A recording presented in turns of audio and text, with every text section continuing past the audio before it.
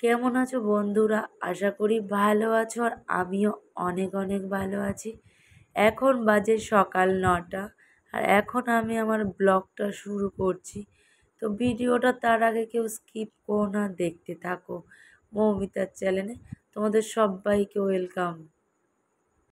এখানে প্রচণ্ড বৃষ্টি হচ্ছে ভোর থেকে আর আমি উঠেছি এইমাত্র।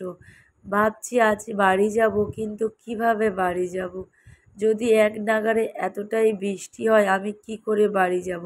আর আমার শরীর খুব খারাপ, এতটাই যন্ত্রণা হচ্ছে, দাঁতের মুখ টুকগুলো পুরো ফুলেছে।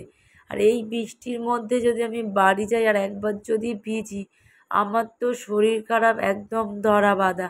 কিন্তু আজকেই আমি বাড়ি আসবো এটাই আমি কনফার্ম করেছি। কারণ এই কদিন গিয়েছিলাম মেয়ের স্কুল, মেয়ের টিউশনি পড়া, মেয়ের যাবতীয় অনেক কিছু জিনিস করতে পারছিল না, বাট শুধুমাত্র আমার জন্য। কারণ মেয়েকে নিয়ে যাওয়ার মতো তেমন কেউ নেই যে মেয়েকে নিয়ে যাবে, টাইম মতো নিয়ে আসবে। আর আমার মায়ের তো শরীর খারাপ, মা বেশিক্ষণ হাঁটতে পারে না, হাঁটুর যন্ত্রণা করে, কোমরের ব্যথা করে। আর আমার জন্য মেয়ের সব কিছু বন্ধ হয়ে যাচ্ছে।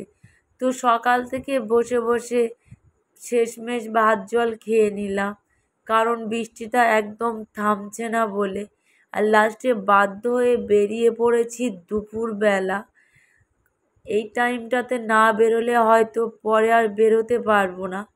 কালকের থেকে মেয়েকে বলেছি সব কিছু স্কুল টুল যেতে। এতদিন তো আমার জন্য ভালোই কামাই হয়েছে, আর বৃষ্টি দেখো এখনও গুড়ি গুড়ি পড়ে যাচ্ছে, একটু করে থামছে আর একটু করে বৃষ্টি হচ্ছে। এই বৃষ্টিতে তুমি যতই ছাতা মাথায় দাও না কেন, তোমাকে ভিজতেই হবে। আর একটা ছাতাতে দুজন, আমি আর মেয়ে। আর দুটো ছাতা আমি নিয়ে যাইনি, বাট একটাই ছাতা নিয়ে গিয়েছি। ভাবছি আর একটু দাঁড়িয়ে যাই, বৃষ্টিটা থামলে একেবারে বেরিয়ে যাব। তো দেখো বৃষ্টিটা থামতেই একটু রোদ উঠেছে, আর আমি আর ও দুজন মিলে বেরিয়ে যাচ্ছি। বলি চল গাড়িতে একবার উঠে যাই, তারপর দেখছি কি করা যাবে। কারণ আমাদের এই রাস্তাটা পুরোপুরি মাটির রাস্তা, এটাকে হেঁটে পার হয়ে গিয়ে তারপরে পাকা রাস্তা পড়বে। তো ততক্ষণে কাদায় কাদা, আর একবার ঘরের মধ্যে ঢুকে গেলে বাইরে বেরোতে ইচ্ছে করে না, মানে এতটাই কাদা। লাস্টে একটু রোদ উঠতেই বেরিয়ে পড়েছি, কারণ আমি সকাল থেকে ঝুঁকছি বাড়ি আসবো বলে। এই যাই আসা আর হয় না।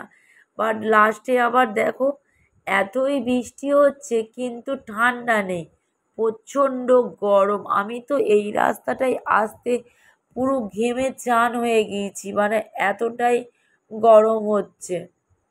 এসে অটোতে উঠেছি, আগে থেকেই রোদ ছিল, বাট এখন আবার চড়া রোদ উঠেছে। তাড়াতাড়ি করে আসলাম টিকিট কাউন্টারে টিকিট কাটতে। আর মেয়েকে দিয়ে টিকিটটা কাটাই, মেয়ের আজকের খুব শরীর খারাপ, পায়খানা বমি করছে। তো ওই জন্য মেয়েকে দিয়ে আর টিকিট কাটাইনি, আমি নিজেই টিকিট কাটলাম। আর এখানে এসে দেখো প্রচণ্ড রোদ, বৃষ্টি মনে হচ্ছে আমাদের বামুনঘাটাতেই হয়েছে। বাট সোনারপুরে এসে আমি একটুও বৃষ্টির মুখ দেখতে পাইনি। তাড়াহুড়ো করে চলে এসেছি স্টেশনে। মেয়েকে বলছি এখানটাতে দাঁড়া, মেয়ে বলছে নামাস, আমি একটু ওই দিকটাতে চলো, ওখানে গিয়ে বসি। আর অনেকক্ষণ ওয়েট করার পরে ফাইনালি ট্রেনটা আসলো। এই ট্রেনেতে উঠলে বাড়ি গিয়ে একটু রেস্ট নেব, কালকের থেকে আমার আবার জার্নি শুরু। মেয়েকে স্কুলে নিয়ে আসা, দিয়ে আসা, পড়াতে নিয়ে আসা, দিয়ে আসা, এই করতে করতে আমার আজকের থেকে আবার ডিউটি শুরু হয়ে যাবে। বাট শুধু একটুখানি রেস্ট নেবো আজকের দিনটা, কালকের দিন থেকে আমার ডিউটিটা শুরু করে দেবো।